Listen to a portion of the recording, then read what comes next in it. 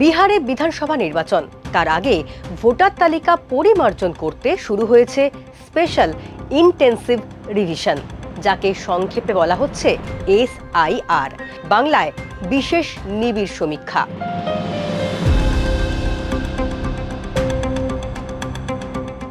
SIR বা বিশেষ নিবিড় সমীক্ষা ঘিরে তুমুল বিতর্ক। কেননা বিহারে ভোটার তালিকা থেকে 60 লক্ষেরও বেশি নাম বাদ পড়েছে। কোন যুক্তিতে এত নাম বাদ? নির্বাচন কমিশনের বক্তব্য, 22 লক্ষের মতো ভোটার মৃত, তাই নাম বাদ। 36 লক্ষ মানুষ বিহার ছেড়ে গিয়েছেন কিংবা ভোটাধিকার অর্জন করার মতো প্রয়োজনীয় নথি নেই তাদের। 7 লক্ষ এমন মানুষ খুঁজে পাওয়া গিয়েছে যারা বিবিধ জায়গার ভোটার।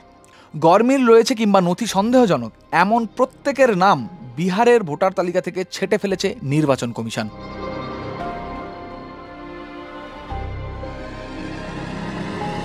আর এই বিপুল সংখ্যক নাম বাদ দেওয়া নিয়েই শুরু রাজনৈতিক টানাপোড়েন, উত্তাল সংসদ। It is not a question of participating, not participating. It is a question we are asking for discussion of the SIR. SIR is a very, now the very current issue. SIR, for the SIR, everybody is being disturbed. It was earlier, voter would have chosen the government. Now the Narendra Modi government is saying they will choose voter. Position has become reverse. And therefore SIR का discussion होना पहले चाहिए, SIR का चाहिए। SIR नहीं होगा तो क्या होगा? বিহার থেকে শুরু ভোটার তালিকা ঝাড়াই বাছাইয়ের কাজ হবে গোটা দেশেই।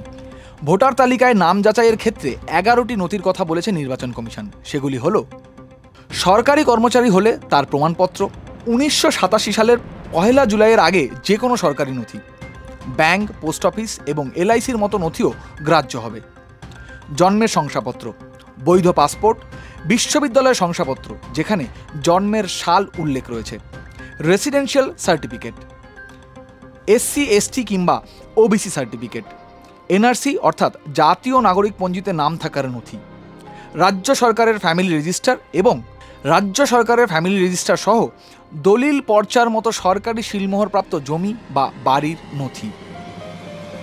তবে গ্রাহ্য হবে না Aadhaar card, ration card, EPIC card.